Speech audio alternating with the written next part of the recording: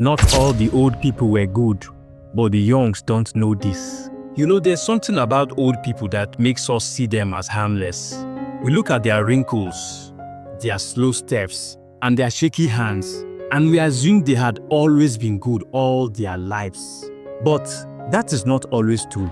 Take Mr. Olamide for example. To the people in the village, he was just an elderly man, retired, soft-spoken, gentle, the kind of grandfather everyone loved. His home was quiet, surrounded by trees and the smell of earth. He lived with his daughter, her husband, and their children. Every evening he would sit outside, telling his grandchildren stories while they play around him.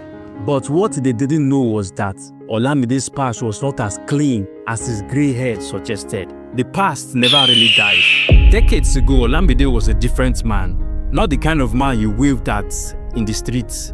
Not the kind of man you could trust to do business with. He was a thug, a criminal, a man whose name carried fear in places far from here. He had stolen, he had lied, he had made enemies, many of them. But over time he disappeared, changed his life, built a new identity. But the past, he buried it, or at least he thought it did. But the thing about the past is that it never really stays buried. One day I went to visit Olamide. We sat down outside drinking wine, having a conversation about how the world has changed. He seemed distracted, like something was bothering him. But he didn't say anything about it, so I just let it go.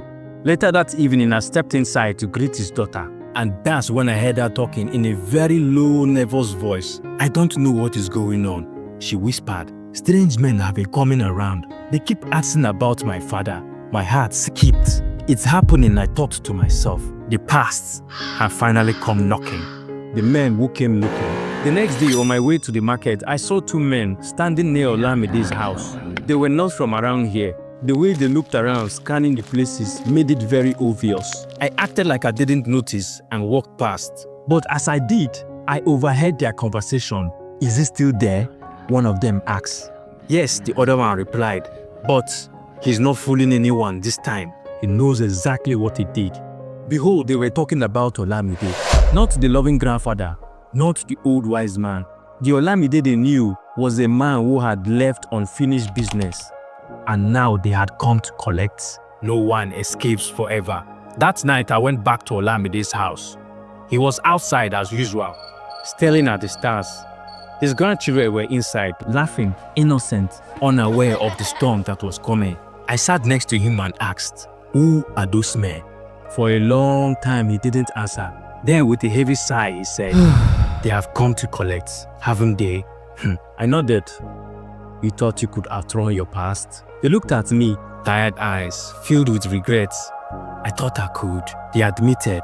"I thought if I changed, if I built a family, if I became a better man, I thought that would be enough." But it wasn't. Over the next few weeks, the men kept coming. The family was confused.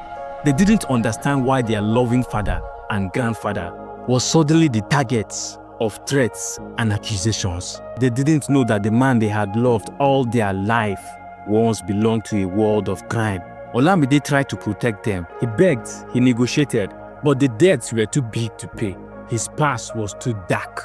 And just like that, the life he spent years to build started to crumble before his own eyes.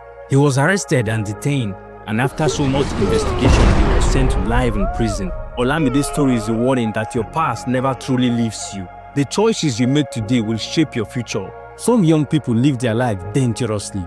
Some young people live their life recklessly, thinking that time will erase their mistakes. But it won't. One day the past will come knocking. And when it does, you better be ready for the consequences, because karma is real. Think about the life you are building. What will your future look like if you keep walking that very path? Will you be able to sit down with your grandchildren one day and be proud of the life you have lived? Or will you spend the rest of your life looking over your shoulders, waiting for the past to catch up with you? Choose wisely, because no one truly outruns their past forever. Thank you so much for listening to my podcast. I hope you enjoyed it. My name is Stanley Juice, aka Advance, aka Pink, the Fine Boy.